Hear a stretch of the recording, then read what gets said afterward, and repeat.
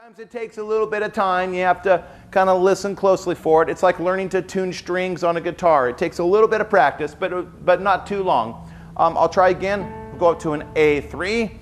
I will start my onset in a neutral, relaxed laryngeal position, and then I will push my tongue against the back of my bottom teeth, maintain my twang compression, and subtly, not too much, subtly lower my larynx slowly until I hear the dampened overtone, till I hear that rounded overtone in the room. I do feel a physical movement. I do feel my larynx go down, but I'm really not focusing foremost on my larynx. The main thing you need to be focusing on when you practice tuning your vocal track is the acoustics, the overtones in the room that you're producing. That's what you need to be listening for. So here we go. I'm going to do it again. I come out in a neutral position, and then I will go to the contracted position or the dampened position that we're training for and tune for that beautiful round harmonic.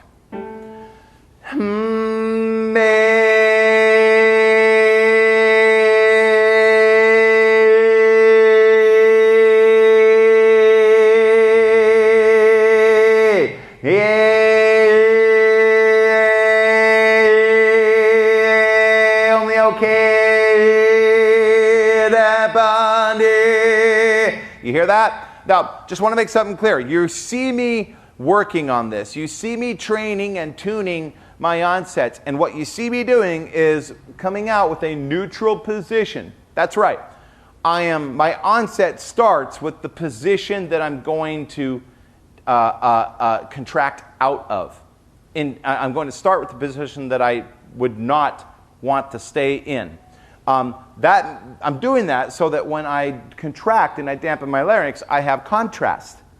That's the best way for your body to learn the muscle memory and the harmonics of learning how to dampen and tune the larynx is to be able to compare it against the neutral laryngeal position. Okay? So that's an important point in this tutorial that I want you to make sure that you don't miss. That is that when you tune your larynx on the onsets, you come out in a neutral, relaxed position. Really, truly relaxed. You don't feel the larynx down.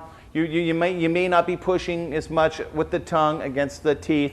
It's just a more of a comfortable position. And then engage your intrinsic anchoring set, lower the larynx, and dampen and tune for that overtone. I'll do it again. Here we go. To a B flat.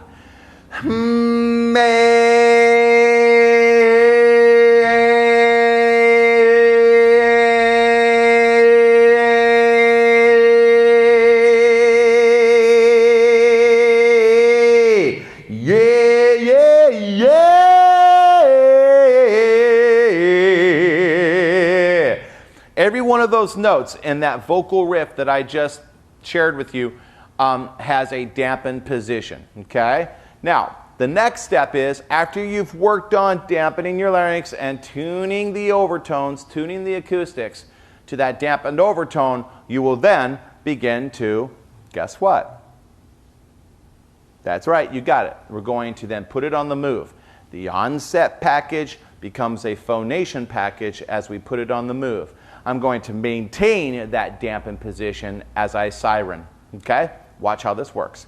And this is what I want you to do in the beginning, for sure, when you're training your sirens. We'll do a G3 to G4 slow ascending octave siren. Listen, in my onset, I will tune first. I'll dampen my larynx and tune, then I will proceed with the siren. Notice that the larynx remains dampened as I move my phonation package forward in frequency and time.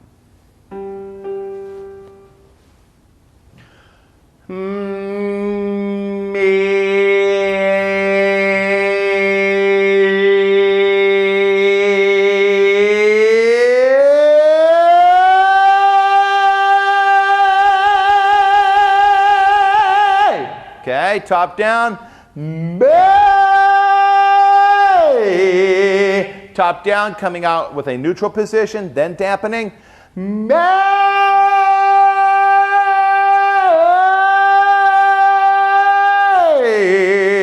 Okay, try it again. We'll go G sharp to G sharp. I come out with a neutral position first, then I push my tongue, dampen my larynx, engage my intrinsic anchoring set. Boom. Subtly lower the larynx, tune the vocal track, and then put the on-set package on the move into the phonation package.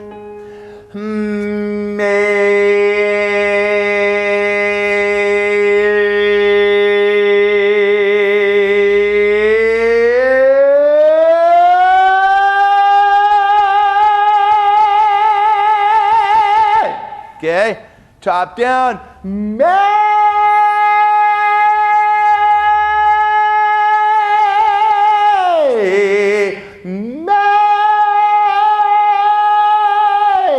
Hear that? Let's keep going.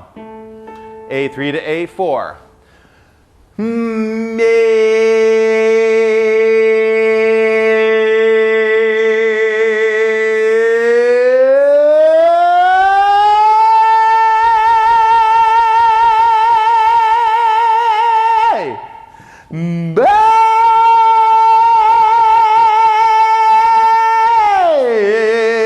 Now that time, my top-down onset came in with the dampened larynx just because I wanted to sound more cool.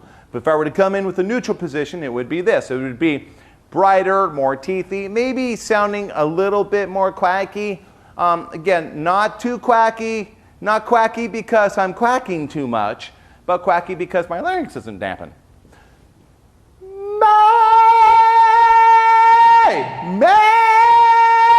That's okay. I mean, yeah. I mean, those are all neutral larynx positions. An audience might like that, especially if they're a heavy metal audience, you know, a rocker, an audience, and it's rock and roll. However, even in rock and roll, even in heavy metal, the dampened overtone is preferred.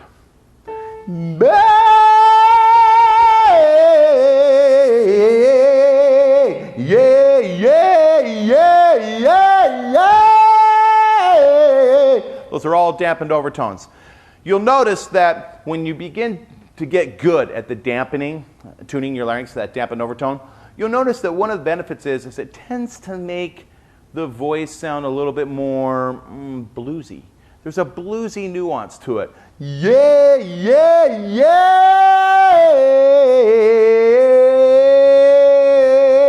You hear that?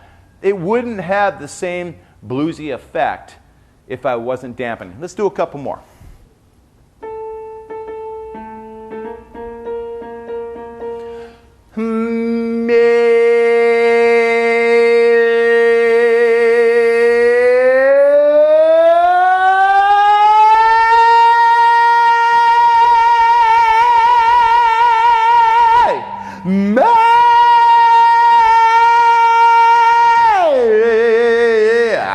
All right.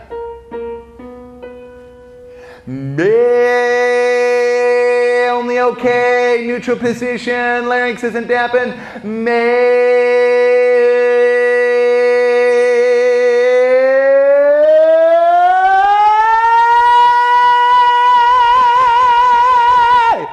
All right.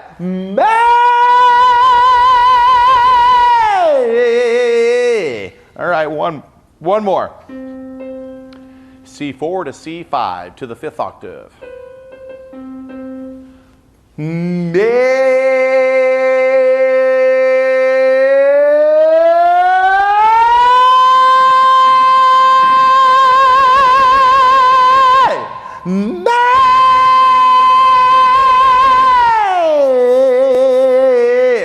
All right, so that is my demonstration and my lecture for you to emphasize the importance of tuning your vocal track or tuning your voice to the dampened overtone, and why it's important for stability reasons, and why it's, as you can clearly hear, it's so important to the color and the overtones that you produce as a singer. It just makes you sound better.